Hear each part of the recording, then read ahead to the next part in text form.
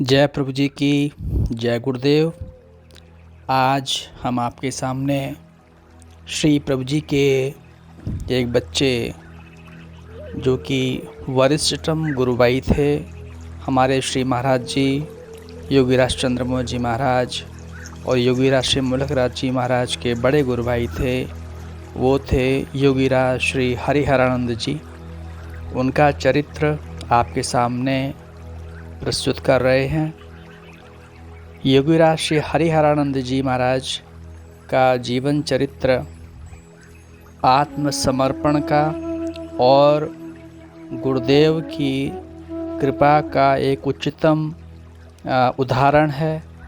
श्री प्रभु जी ने वैसे तो अनेकों सिद्ध महासिद्ध बनाए, योगीराज श्री हरिहरानंद जी एक तरह से महासिद्ध हैं, अजर अमर हैं। शायद श्री प्रभु जी के इस धरा पर जो भी उदाहरण लोग जो जानते हैं, उनमें से एक जीवंत उदाहरण योगीराज हरिहरानंद जी का है, जो आज भी अजर अमर उसी शरीर से हैं और उसी शरीर को उन्होंने अपनी तपस्या के बल पर भूत जयी सिद्ध हैं। वो भूत जय सिद्ध कर लिया और इसी शरीर से वो दिव्य लोकों में भ्रमण किया करते हैं। तो इनका चरित्र इस प्रकार से है कि जब श्री प्रभु जी नेपाल जाने से पहले उत्तर प्रदेश के बलिया से होते हुए बिहार और बंगाल की ओर जा रहे थे, बलिया के पास में ही एक गांव में जब श्री प्रभु जी गुजरे, उस समय के लिए प्रभु जी विश्राम के लिए रुके। वहाँ देखा कि एक युवक एक महिला को बुरी तरह से ताड़ना दे रहा है, पीट रहा है। प्रभु जी कुछ समय देखे, प्रभु जी को बड़ा हृदय द्रवित हो गया। किसी गांव वाले को बुला के बोला, अरे भाई, ये तो युवक बहुत गलत कार्य कर रहा है। किसी भी महिला को किस तरह से पीटने का अधिकारी तो कोई नहीं है, क्यों इसको पीटा जा रहा है और तुम लोग उसको बचाते क्यों नहीं। तब उस युवक ने हाथ जोड़कर बोला कि प्रभु जी को वो जानता नहीं था। बोले, बाबा जी, यह युवक का नाम है हरिराम, ये ब्राह्मण बालक है, बहुत ही चरित्रवान है और ये युवक इस स्त्री की पिटाई इसलिए कर रहा है, ये स्त्री जो है कुलक्षणी है और तरह तरह के गंदे कार्य करती है।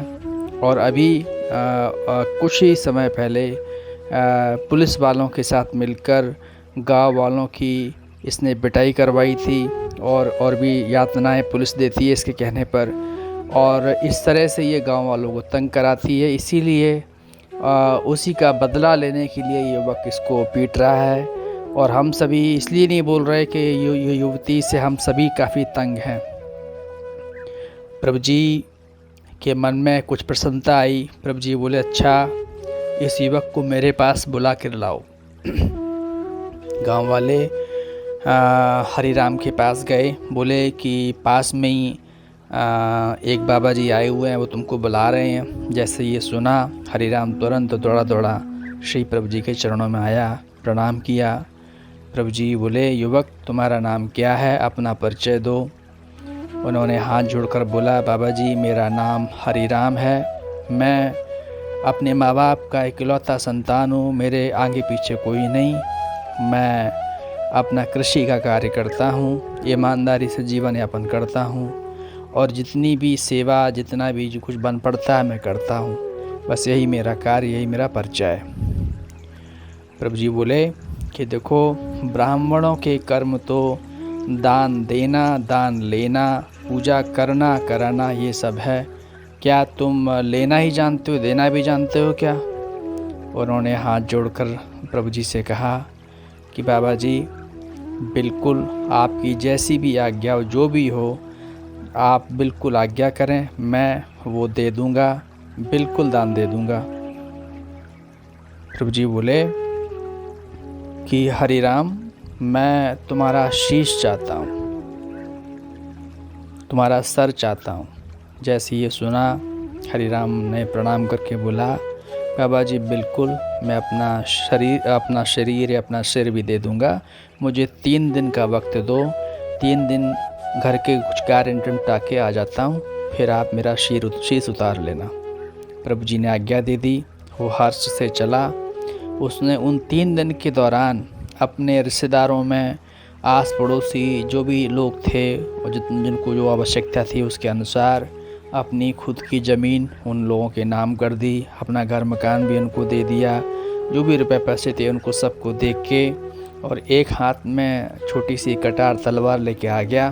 प्रभु जी से बोला कि बाबा जी अब मैं आ गया हूँ, सब कुछ निवृत्त होके अब मेरा आप शीश उतार लो। प्रभु जी ने परीक्षा लेनी चाहिए। प्रभु जी बोले, अरे गांव के बीच में तो मैं उतार नहीं सकता, कहीं दूर चलो। बोला हाँ बिल्कुल। तो वो प्रभु जी को एकांत में कहीं दूर ले गए। फिर बोला, बाबा जी लो अब मेरा शीश उतारो। प्रभु जी ने फिर परीक्षा ली। प्रभु जी बोलते कि देखो तुम ब्राह्मण हो, मैं अपने हाथ से शीश कैसे ले सकता हूँ, इससे तो ब्रह्म हत्या का पाप चढ़ेगा, तुम खुद ही कटार जोर से मारो और शीश अलग कर दो। जैसे ही प्रभु जी ने कहा, उसने बड़े बेग से अपना तलवार उठाया और जैसे ही वो शीश पर लगाना चाहा, प्रभु जी ने तुरंत हाथ रोककर तलवार तोड़ के फेंक दी। प्रभु जी योग युक्त हो गए, बहुत ही अति प्रसन्न हो गए कि जो युवक अपने वचन पर अपना शीश भी चढ़ा दे। तो प्रभु जी बोले इसको सब कुछ, प्रभु जी बोले देखो तुमने आज सब कुछ दे दिया, तो हमने भी तुमको सब कुछ दे दिया। जैसे ही प्रभु जी ने वरदस्त्र दिया, प्रभु जी तत्काल उनको समाधि अवस्था प्रदान कर दी। प्रभु जी ने साथ में एक आशीष दिया कि बेटा आज से तुम अजर अमर सिद्ध होके सिद्धों में भी पूजित होगे, सिद्ध लोग भी तुम्हारी पूजा करेंगे, तुम महासिद्ध होगे। ऐसा प्रभु जी ने जैसे ये वरदान दिया, उनकी उच्चतम योगावस्था हो गई और प्रभु जी के साथ ही वो चल दिए। प्रभु जी ने उनको साथ में रख लिया और प्रभु जी के साथ चलते चलते बहुत सारी घटनाएं उनके चरित्र में आती हैं। हरिहरानंद जी, प्रभु जी पर पूर्ण समर्पण था। वो समर्पण की तो घटना तो थी ही जिसमें उन्होंने शीश चढ़ाने की बात की, तभी प्रभु जी ने उनको महासिद्ध भी बना दिया। और उसी समर्पण भाव से हर वक़्त श्री प्रभु जी में लय रहा करते थे। श्री प्रभु जी के मन में क्या चल रहा है क्या नहीं चल रहा सारा उनको ज्ञान था। तो इस तरह से प्रभु जी को कभी प्यास लगती तुरंत वो बिना प्रभु जी के बोले स्वयं आकर श्री प्रभु जी को पानी पिला दिया करते थे। इस तरह से अन्यत्र घटनाएं हुई और प्रभु जी की सेवा में रहे। आगे की श्रृंखला में प्रभु जी के चरित्र में और भी घटनाएं आपको सामने प्रस्तुत करेंगे, इसलिए उन विवरणों को अभी हम देना नहीं चाहते। लेकिन मुख्यतः बात ये कि हरिहरानंद जी प्रभु जी के साथ अनवरत बिहार की यात्रा में रहे। रामा देवी के साथ में भी घटना घटी और उस घटना से रामा देवी से इन्होंने सेवा छीननी चाही। प्रभु जी रुष्ट हो गए। प्रभु जी ने उनको बाहर जाने के लिए बोल दिया। वो 1-2 महीने के दौरान कई गाँव में घूमते रहे। उस समय भी प्रभु जी ने इनके द्वारा कई लोगों का उद्धार कराया। एक ऐसा गांव जहां पे पूरे नास्तिक लोग थे, इनके द्वारा वो गांव में सुधार हुआ। उन्होंने जो मुख्य व्यक्ति था उसकी रात में प्रकट होकर पिटाई करी और उससे उस व्यक्ति को समझ में आया कि हाँ ईश्वर भी कुछ होता है, योग भी कुछ है, और पूरा गांव सात्विक बन गया। बहुत सी घटनाएं हैं।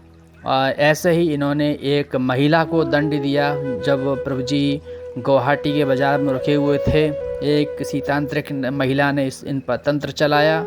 इन्होंने, ये चूँकि शक्तिवान थे, इन्होंने उस महिला को खींच करके एक बांस के पाइप में डाल दिया। प्रभु जी ने बाद में उसको मुक्त कराया। तो ऐसी एक बार और घटना हुई जब प्रभु जी एक कुंभ में गए हुए थे। उस कुंभ में इन्होंने और सुंदरगिरी, ये दोनों लोगों ने माता काली पर अपनी शक्ति चलाई। खैर माता काली तो माता काली हैं, उन्होंने इनकी शक्ति छीन कर इनको बेहोश कर दिया। बाद में महाप्रभु जी ने आकर माता काली की फटकार लगाई, उनको पाताल लोक जाने के लिए बोला और फिर ये सभी स्वस्थ हो गए। ये सारी घटनाएं होते होते जब श्री प्रभु जी नेपाल पहुँचे, नेपाल में प्रभु जी ने कुछ समय वहाँ के राजा का सत्कार ग्रहण किया और बाद में जब प्रभु जी ने बोला अच्छा आप सभी लोग अपने अपने घरों में जाओ, हरिहरानंद जी को बोला कि जो भी सामान है सभी को बांट दो और अब हमको अपने गुरुदेव से मिलने जाना है। जैसे ही प्रभु जी ने ये बोला तो इन्होंने प्रभु जी के चरण पकड़ लिए। प्रभु जी, मेरा तो संसार में कोई है नहीं, मैं कहाँ जाऊँगा, मुझे आप नहीं त्यागिए। प्रभु जी ने बोला कि ठीक है, तुम मत जाओ, सबको भेज दो, और लेकिन तुमको मैं जहाँ जा रहा हूँ वहाँ के तुम अधिकारी नहीं हो, इसलिए तुम वहाँ भी नहीं जा सकते, लेकिन मैं तुमको कहीं बैठा दूँगा। प्रभु जी के साथ ये गए। कुछ आगे जाकर एक पहाड़ में प्रभु जी ने उनको एक जगह बैठा दिया, कुछ जड़ी बूटी का भी ज्ञान करा दिया, और प्रभु जी ने कुछ उनका अभ्यास का नियम बता दिया कि इस तरह से अभ्यास करते रहना। और प्रभु जी ने आज्ञा दी कि जो जो तुम्हें मुझे सिखाना होगा मैं स्वयं यहाँ आके तुमको सिखा जाऊँगा, बस तुम यहीं पर अभ्यास करते रहो।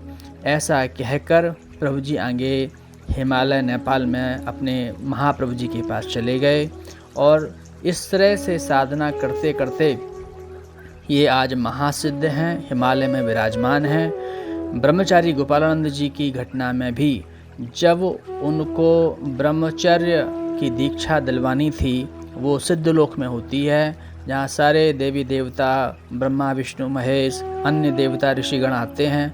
उस घटना में भी ब्रह्मचारी जी ने उल्लेख किया था कि सारे ऋषियों का स्वागत योगीराज हरिहरानंद जी कर रहे थे प्रभु जी की तरफ से, और उनको यथास्थान दिला रहे थे। इस तरह से वो आज भी हैं, आज भी श्री प्रभु जी के चरणों में नेपाल में विराजमान हैं और सिद्धों में वंदनीय हैं। ऐसे उदाहरण बहुत ही दुर्लभ हैं। आज वो हम सबको देखते हैं, जो अच्छे अभ्यासी हैं, प्रभु जी के चरणों में अनुराग रखते हैं, उन पर उनकी कृपा हो जाती है। जय प्रभु जी की, जय गुरुदेव।